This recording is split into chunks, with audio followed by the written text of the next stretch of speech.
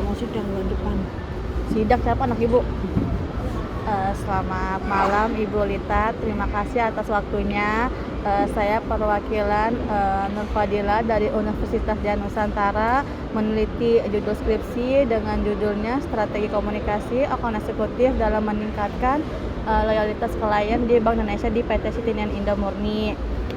Saya di sini ingin mewawancarai Ibu Lita sebagai manajer di PT Citinian Indah Murni. Yang pertama itu pertanyaannya, bagaimana sih Bu perusahaan merancang komunikasi dua arah antara AE dan klien agar tercipta hubungan yang saling menguntungkan? Menurut Ibu gimana pendapatnya, jawaban Ibu? Ya, terima kasih Mbak Nur Fadila. Saya coba akan menjawab bagaimana selama ini PT Citinian Indah Murni itu menjalankan komunikasi dua arah dengan klien dan perusahaan.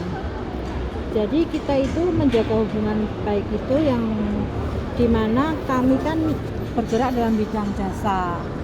Jadi kontraktor ini adalah kontraktor event yang bergerak dalam bidang jasa, di mana pelayanan kami yang harus diutamakan. Jadi memang kami dengan klien pertama harus membuat suatu konsep yang memang klien itu mau akan bikin suatu acara apa, kita harus tahu. Dan sebelum klien percaya dengan kami untuk menggarap suatu acara, ya kami tentunya menyajikan atau mengenalkan dulu company profile perusahaan kami kepada klien yang akan kita istilahnya akan kita tembak lah, yang akan membuat event. Nah, kita perkenalan dulu nih bagaimana company profile perusahaan kami itu, sejak kapan dan bagaimana berdirinya. Nah, itu membuat terciptanya komunikasi dua arah. Oke, pertanyaan kedua itu Bu, apakah strategi komunikasi yang diterapkan sudah mengedepankan prinsip dialog dan kesetaraan dengan klien? Sudah sih, kami sudah mengutamakan prinsip itu ya, karena kami di sini pelaku bisnis yang harusnya sama-sama saling membutuhkan. Nah, itu saya anggap kesetaraan, karena di perusahaan kami juga butuh klien, di klien saya saat ini adalah Bank Indonesia juga perlu pembantuan kami, jadi kita sama-sama lah setara saling membutuhkan. Oke, pertanyaan ketiga itu bagaimana mekanisme perusahaan dalam menerima dan menindaklanjuti umpan balik dari klien seperti Bank Indonesia? Baik, jadi seperti saya sampaikan di awal tadi, kami akan menerima umpan balik dari yang diinginkan klien. Itu kami harus tahu dulu jenis pekerjaan apa yang diinginkan dari klien, terutama Bank Indonesia. Misalkan dia akan membuat pameran uang atau pameran syariah atau pameran UMKM. Nah, kita harus tahu dulu sasaran dan tujuannya supaya kami mendesain produk, mendesain booth, konstruksi itu memang yang diinginkan dari klien. Oke, pertanyaan keempat itu dalam proyek yang berjalan sejauh mana sih Bu klien dilibatkan dalam proses komunikasi dan keputusannya? Harus banget Mbak, karena apa? Karena sebuah proyek berjalan itu kita harus selalu berkomunikasi dari hulu ke hilir. Karena apa? Karena sebelum tercapainya sebuah opening ya kan, pameran itu kita eventnya itu di deadline hari ini atau besok atau kapan. Nah, sebelum membuat konstruksi itu kita harus selalu tektokan terus, harus ngobrol udah seperti yang diharapkan belum, apa isinya, apa tujuannya, terus desainnya mau seperti apa. Jadi komunikasi itu harus selalu berjalan terus sampai opening gitu loh. Bahkan pada saat opening pun sampai akhir closing itu masih kita selalu berkomunikasi. Baik Ibu, yang kelima itu pertanyaannya, apa bentuk dukungan perusahaan agar AE dapat menyimbangkan kepentingan internal dan eksternal?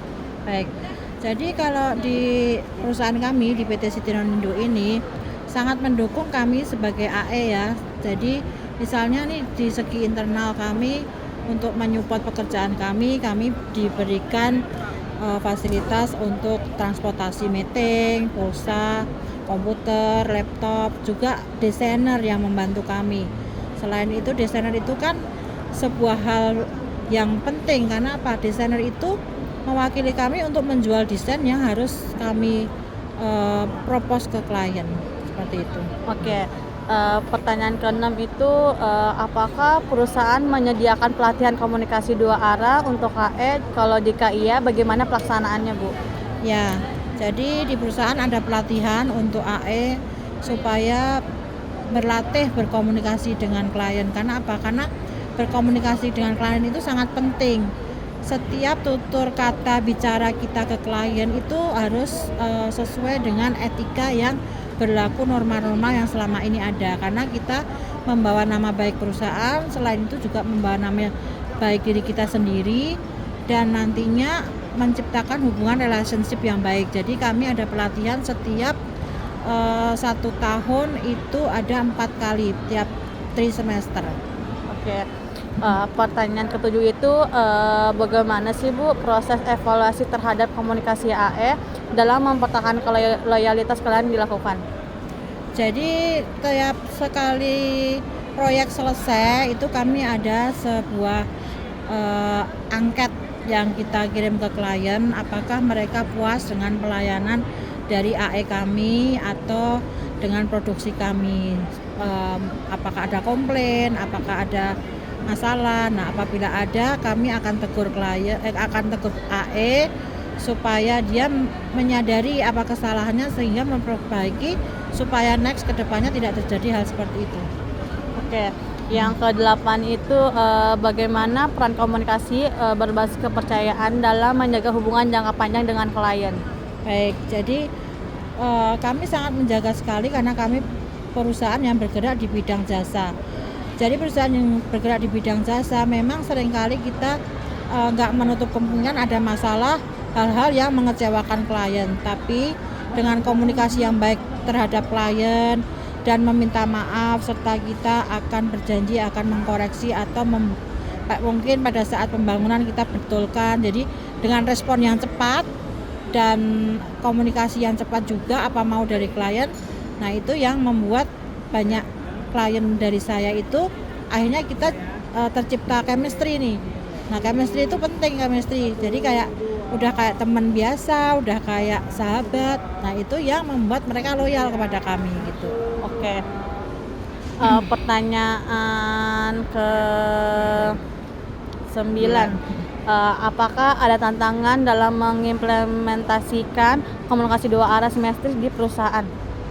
Ada juga sih tantangannya, banyak hal mungkin klien yang memang nggak seperti harapan kami. Ada klien yang nggak terima, misalkan ada hal yang pekerjaan kami kurang bagus atau kurang baik. Tapi kadang-kadang karena kami menjual desain, itu sebenarnya kan selera masing-masing klien kadang-kadang berbeda. Banyak hal yang menantang kami supaya memberi mereka itu percaya bahwa desain kami itu sebenarnya bagus dan layak untuk mereka bikin. Nah, itu tantangan-tantangan seperti itu. Sama banyak sekali hal mungkin dalam proses pembangunan, proses sampai opening itu gonta-ganti desain, revisi, terus maunya aneh-aneh desainnya, dan untuk dikerjakan secara produksi kurang bisa. Nah, itu kami harus memberikan pengertian kepada klien tersebut. Oke. Ini, Bu, ya, pertanyaan terakhir ya, Bu. Bagaimana Anda menilai peran AE sebagai representasi perusahaan dalam membangun loyalitas klien? Ya, jadi AE yang bagus dan yang sukses itu sebenarnya dia mampu membawa nama perusahaan dengan baik.